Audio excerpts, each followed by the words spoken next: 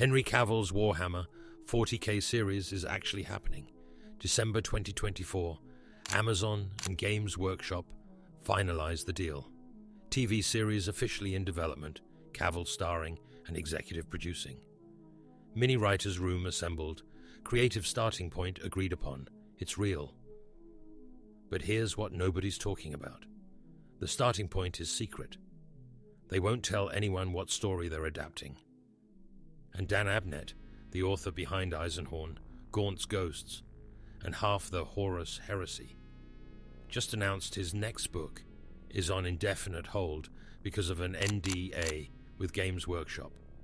That NDA specifically mentions avoiding lore conflicts with a certain TV show. Connect the dots.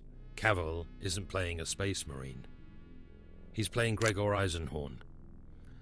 And the series is about to reshape 40K canon in ways that require one of the setting's most important authors to stop publishing until they figure out what stays and what changes. The evidence is overwhelming once you see it.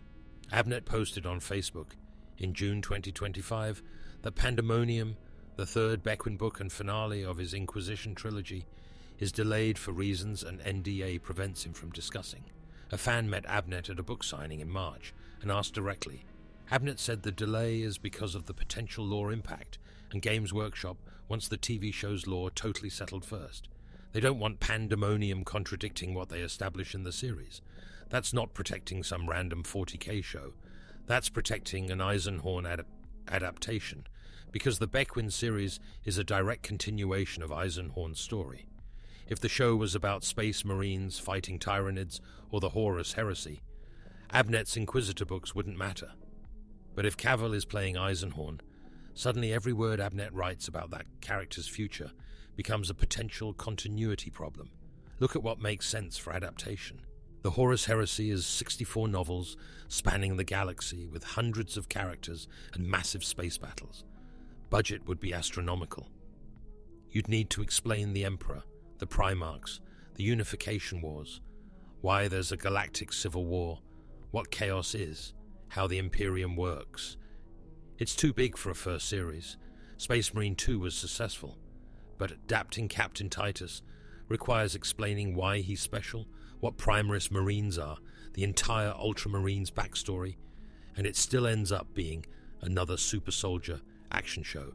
Eisenhorn is different. He's human. An Inquisitor investigating chaos corruption across the Imperium. Noir detective structure where each case reveals more about how horrifying 40K actually is.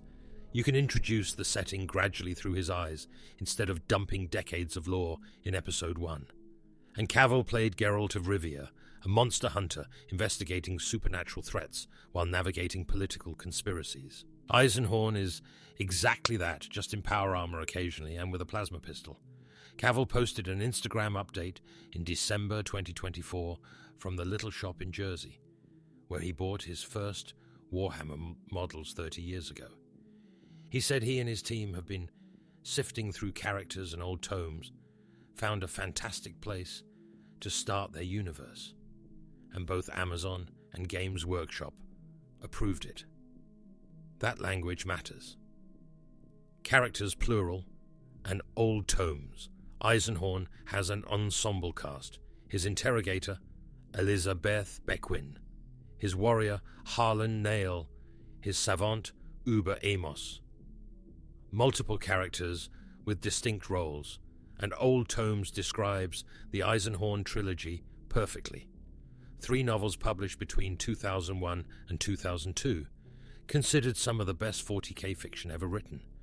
They're old enough that new fans haven't read them, established enough that hardcore fans love them, and self-contained enough that you don't need to read 50 other books first. Dan Abnett is under NDA because Pandemonium apparently contains galaxy-shaking revelations. The previous book, Penitent, ended with a massive lore twist. The King in Yellow, a mysterious figure haunting the series, is revealed to be Constantin Valdor, the Emperor's personal bodyguard during the Horus Heresy, the greatest custodian who ever lived. He disappeared after the heresy, and nobody knew where he went. Turns out he's been building an army of psychic nulls for 10,000 years, and he's trying to take control of the Emperor. That's the cliffhanger Penitent ended on. Pandemonium would resolve that plot, explain Valdor's goals, and probably reshape understanding of the Emperor's current state. If the TV show is adapting Eisenhorn's story and leading toward that revelation, they can't have Abnett publishing the conclusion before the series gets there. They need to control when that information enters canon and how it's presented. What do you think Cavill's interpretation of Eisenhorn will look like? Does he play him as the Puritan Inquisitor from the first book? Or the radical who uses demonic powers by the third? Drop your thoughts in the comments. The timeline supports this reading. Abnett's NDA happened around the same time Cavill announced they'd agreed on a starting point. Abnett has been writing 40K for decades without delays like this. Suddenly, his most important series gets put on hold right when a major TV adaptation needs to lock down continuity for the same characters. That's not coincidence. The casting rumors fit perfectly too. Karl Urban has been mentioned for Eisenhorn multiple times. He played Judge Dredd, Billy Butcher in The Boys, Eomer in Lord of the Rings. He does grim, violent, morally compromised characters brilliantly. But if Cavill is executive producing and deeply involved in the creative direction, he's probably casting himself as the lead. Eisenhorn ages across the trilogy from idealistic Puritan to corrupted radical who uses demonic weapons. That's an acting challenge Cavill would want. He's talked for years about wanting complex roles that let him actually perform instead of just being a superhero in CGI battles. Budget considerations make Eisenhorn even more likely. Space Marines are 8 feet tall in full armor. You'd need practical effects, CGI enhancements, or very tall actors in costume for every scene. Eisenhorn is human. Normal height, normal build when not in power armor. Much cheaper to film. His enemies are occultists, rogue psychers, corrupt officials, and occasionally demons. You can do most of that with practical effects and save the CGI budget for key daemon manifestations. Compare that to Tyranids, which would require massive creature effects for every battle, or orcs, which need prosthetics and makeup for entire armies. Eisenhorn lets Amazon test whether there's an audience for 40K without spending $300 million on the first season. The broader strategy reveals itself once you see Eisenhorn as the entry point. Cavill talked about building a Warhammer cinematic universe. If the first series succeeds, they expand. Eisenhorn's investigations could intersect with the Inquisition's conflicts with Space Marine chapters. The demonic threats he fights connect to larger chaos plots, opening paths to traitor legions and the Eye of Terror. His encounters with Xenos lead to stories about Elder, Orcs, Tyranids. You're building the universe gradually from one character's perspective, and each season can introduce new factions organically. Start with Eisenhorn investigating a cult on some hive world. Next season, he's dealing with Chaos Space Marines. Third season brings in Elder manipulating events. Fourth season, the Inquisition itself becomes the enemy as Eisenhorn goes rogue. You've built an entire interconnected universe without requiring viewers to understand 10,000 years of galactic history first. The secret-level animated episode provides a test case for the visual style. It showcased the grimdark aesthetic, the scale of Imperial architecture, how Space Marines move and fight. If that's the tone they're going for, Eisenhorn fits perfectly. The character operates in the shadows of that massive, brutal Imperium, investigating the corruption hiding beneath the propaganda. He sees the Imperium's failures up close, the incompetence, the religious fanaticism, the casual cruelty. That's dramatically interesting in ways pure Space Marine action isn't.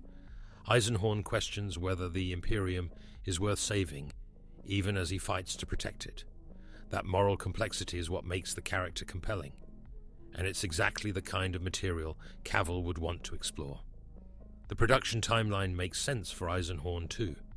Cavill said they're in early pre-production with a mini writer's room, mapping out the universe. That's not the language you use for a single-season adaptation. That's building a multi-year plan. If Eisenhorn is Season 1, They're probably outlining how his story connects to future projects. Maybe a Ravenor spin-off, since Gideon Ravenor is Eisenhorn's former student turned rival Inquisitor. Maybe Gaunt's Ghosts as a military companion series showing the Imperial Guard's perspective.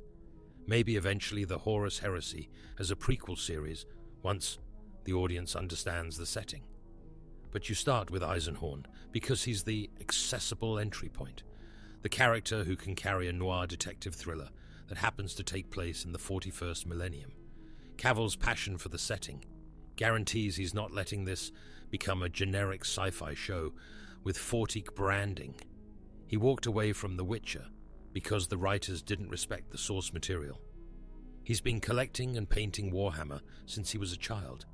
He corrected an interviewer who called his army Adeptus Custodes instead of Legio Custodes, because he cares about getting the details right.